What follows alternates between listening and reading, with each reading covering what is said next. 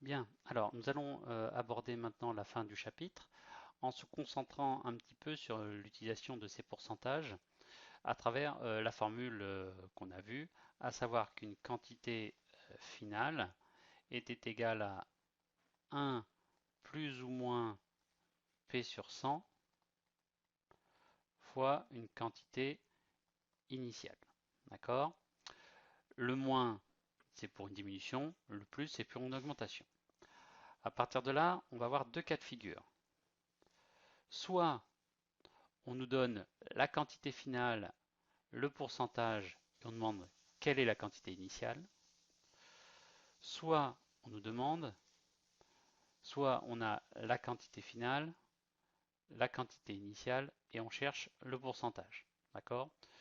Il sera enfin, la quantité finale à chercher, elle est extrêmement simple, c'est juste appliquer le pourcentage, et c'est l'image d'une des fonctions qu'on a vues juste avant. Donc je vous propose du coup de voir deux types d'exercices pour bien comprendre, avant d'en noter dans le cahier de leçon. Donc nous y voici. On a une balle usée qui rebondit à 4 mètres dans une expérience. Avant usure, la hauteur du rebond était plus grande de 35%. Quelle est la hauteur de rebond de la balle neuve? Ok. Donc on va noter la formule. D'accord. Alors ici la quantité, ben, c'est la hauteur. D'accord. La hauteur finale est égale à 1 moins P sur 100 fois la hauteur initiale. D'accord. La finale, c'est quand elle est usée. Ok. Donc, pour passer de la finale initiale, il y avait une diminution. Ok. Donc, on nous donne quoi? La finale qui est de 4 mètres. D'accord. On nous donne le pourcentage P qui est égal à 35. Et on nous demande quelle est la hauteur initiale. Ok. Donc, on y va. On écrit 1 égale 1 moins 35 sur 100 fois HI. Ça, ce n'est rien d'autre, d'accord, qu'une équation. Alors on va déjà commencer par calculer un petit peu. Donc ça fait 4 égale 1 moins 35%, ça fait 1 moins 0,35, ça fait donc 0,65 HI. Comment fait-on pour se débarrasser? Nous, on veut HI tout seul, d'accord? Donc il est à droite, on va le laisser à droite, il n'y a pas d'ordre particulier. Ce qui relie le 0,65 et le HI, c'est une multiplication. Donc pour m'en débarrasser, je fais une division par 0,65. Si je divise à droite, je dois diviser à gauche. Ok? Et on va se retrouver du coup à avoir HI, hauteur initiale toute seule à 1, est égal à 4 divisé par 0,65. Ce qui nous donne, voilà, ce qui nous donne à peu près 6,15. 6,15 mètres. D'accord? Et après, on peut me remettre dans l'ordre si vous voulez. HI égale 6,15 mètres environ. Voilà. D'accord? Ça, c'est le premier cas. On peut voir le deuxième, ici. D'accord? Où cette fois-ci, on a une jeune carotte qui mesure 4 cm.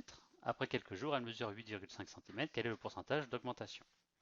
Donc, pareil, on écrit la formule qui est donnée. Donc, ici, c'est à nouveau la taille. Donc, la taille à la fin est égale à 1. C'est à la suite d'une augmentation de taille. Donc, c'est un pourcentage additionné fois la taille initiale.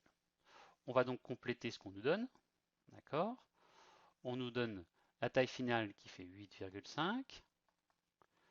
1 plus P sur 100 et la taille initiale qui est de 4. D'accord? Donc ici, l'objectif, ça va être au final de trouver la valeur de P. Ok? C'est une équation, donc l'idée c'est d'isoler P d'un côté du signe égal. Donc on va commencer par se débarrasser du x4. Donc pour faire se débarrasser d'un x4, on fait donc une division par 4. Ce que je fais à gauche, je le fais à droite. Et ce que je fais à droite, je le fais à gauche. Ok, donc quand je fais ça, qu'est-ce qui va me rester? 8,5 divisé par 4, ça nous fait quoi? Ça fait 2,125 ça. 4, 25, oui, c'est ça. À droite, il nous reste quoi? 1 plus P sur 100. Ok, puisque le 4 est parti. Bon, ensuite, il faut que je me débarrasse de quoi? Je cherche toujours à atteindre P. Donc il faut déjà que je me débarrasse de cette histoire de 1. Qu'est-ce que je vais faire? Je vais faire moins 1. Moins 1 à droite et donc moins 1 à gauche. Il va me rester à gauche 1,125. Et à droite, il va me rester P sur 100. À nouveau, que dois-je faire pour me débarrasser du sur 100? Pour isoler le P, je vais donc faire un fois 100. Ce que je fais à droite, je le fais à gauche. Et j'obtiens donc ici 112,5 égale P. D'accord? Donc le pourcentage d'augmentation de la taille est de 112,5%. P égale 112,5%. Ok? On sent bien qu'une augmentation de 100%, en fait, c'est quand on double la taille. Or, vous voyez bien que 4, quand je le double, ça donne 8. Et là, on est arrivé à 8,5. Donc, il est cohérent de trouver un pourcentage supérieur à 100 ici, et qui a, en l'occurrence 112,5. Voilà. Donc, une fois qu'on a bien compris ça, on va pouvoir noter des exemples dans le cahier de leçon. Donc, je rappelle ici la formule qu'on a utilisée, avec plus dans le cas d'une augmentation et moins dans le cas d'une diminution. Et premier exercice, recherche de pourcentage, et deuxième, recherche de quantité initiale. D'accord? Il faudra vraiment prendre l'habitude, en fait, de réagir comme ça. On vous donnera, par exemple, l'année prochaine, en sciences physiques ou en SVT, on vous donne une formule, d'accord? Et en fait, on vous demandera de chercher une des quantités alors que toutes les autres sont connues. Vous écrirez cette formule-là en remplaçant les valeurs qu'on vous donne, et votre objectif, ça sera simplement à la fin de résoudre une équation. D'accord? Donc ici, je vous donne l'exemple que vous avez juste à noter. Un gaz qui occupe au départ 24 litres occupe à la fin, après être pressurisé, 20 litres. D'accord? On vous demande quel est le pourcentage de diminution. Je complète, je fais comme j'ai fait dans l'exercice juste avant, je me débarrasse du 24, je me débarrasse du 1, et en fin de compte, je vais me trouver la valeur de P, à savoir 16,7% ici. D'accord? Deuxième cas de figure, quand je recherche la quantité initiale, après augmentation de 20%, un pantalon est à 60 euros. Quel était son prix de départ?